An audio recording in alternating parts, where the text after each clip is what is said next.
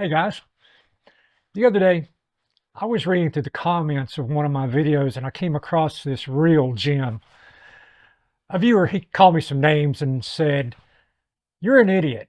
At your age, you continue to ride a sports bike and that will cause you wrist and back pain over a more comfortable bike. You haven't learned anything."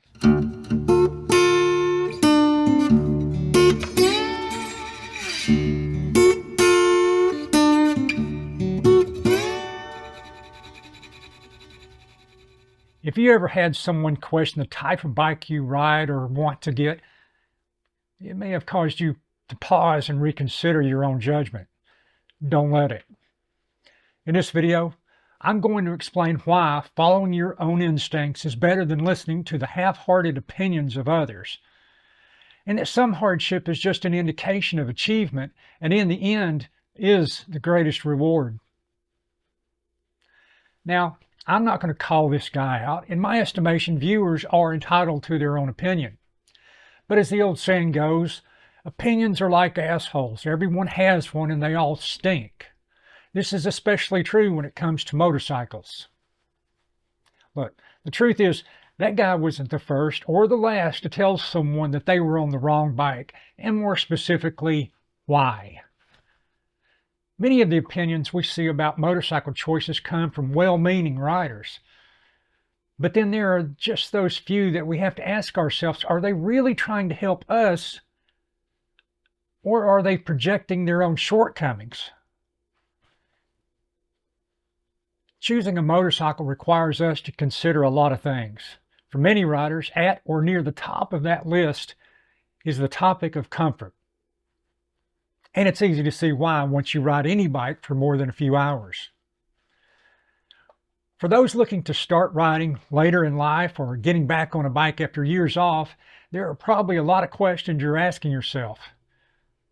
I think the key to getting started is to set your expectations honestly with yourself and not let others' opinions sway your decision making.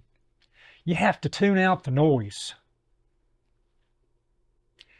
Riding a motorcycle is not without hardships.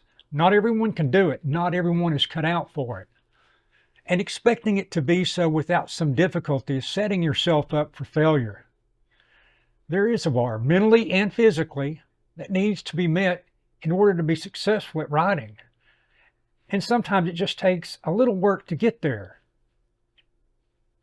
I think as we age, there is a tendency to want to bend the world around us to fit within the very narrow limitations of our own liking, our comfort zone.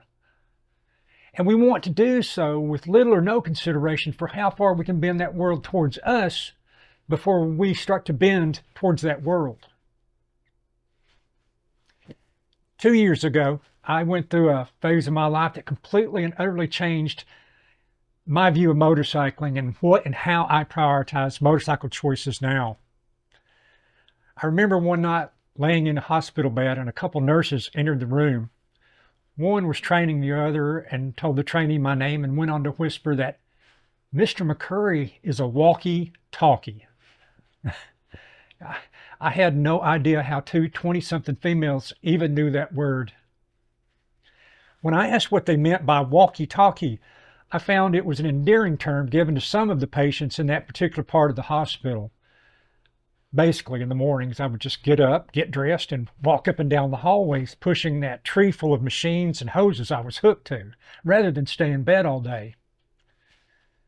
But I didn't do it because I felt like taking a walk. I did it because I felt laying in bed was giving in.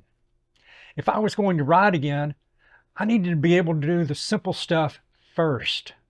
I wanted to be back in the motorcycling world, and this was just me realizing I had to bend towards it. At that point, I had spent nearly the last year in total discomfort. Some might ask, well, if I couldn't lay in a bed or sit in a chair without feeling pain, what chance was there to sit atop any motorcycle seat? I was on a motorcycle forum years ago and was always amazed at the number of threads asking, what is the best aftermarket seat? It seemed like there were at least 2 completely new threads every day about seat discomfort and how to fix it. Some riders would even claim that they had tried this seat or that seat and would offer their own opinion, which is fine. But then some would go so far as to claim that the seat they had was the only seat necessary and no one should ever try any of the other seats ever, period. This one guy even went so far as to buy every known aftermarket seat, as well as buying up used seats and sending them to various seat recoverers to try out their work. In the end, I think he had like 12 or 15 seats or something and spent just shy of what he paid for the entire bike for a seat. And if I remember correctly, he never did find that perfect seat. I guess the point of all this is twofold. First, comfort is subjective. It's like walking into the Louvre and claiming you've discovered the most brilliant piece of art in there. Well, no, you haven't.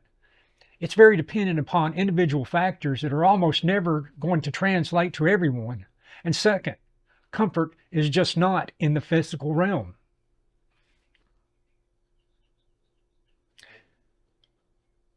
When I got back on a bike for the first time, it wouldn't have happened if I had thought, let me find a comfortable bike first.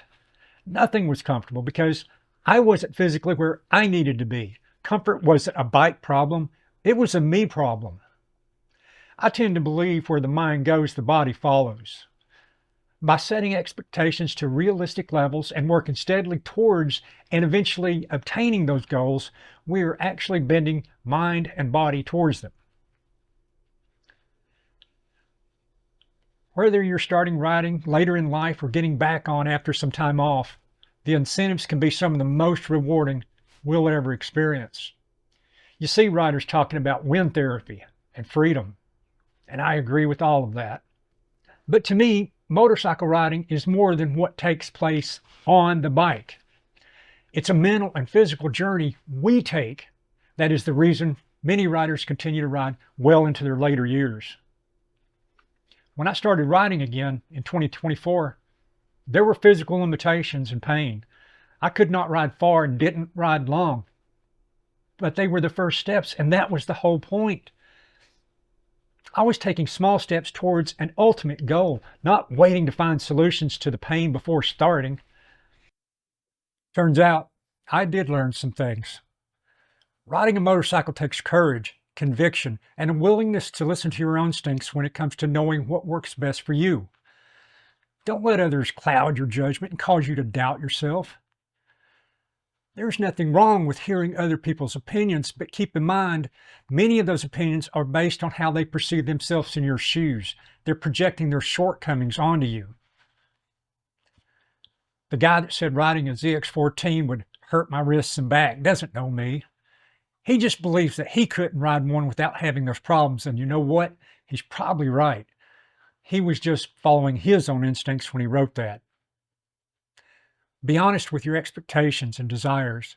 Don't try to ride someone else's dream or limitations instead of your own personal reality. They say if there's a will, there is a way, and I firmly believe that. Internal motivation is such a powerful tool. Don't let it go to waste. Hey guys, I want to thank you for watching this video. Thank you for your comments. Thank you for subscribing. If you haven't already, please click that notification and subscription button down there. I would really appreciate it.